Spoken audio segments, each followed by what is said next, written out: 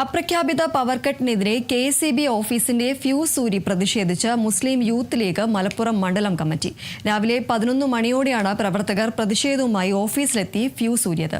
തുടർന്ന് അരമണിക്കൂറോളം ഓഫീസിന് മുന്നിൽ മുദ്രാവാക്യം വിളി തുടർന്ന പ്രവർത്തകർ KSEB അധികൃതരുമായി ചർച്ച നടത്തി.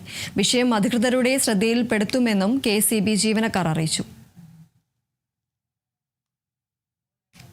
നിങ്ങൾക്കെതിരെ ഉയരുന്നു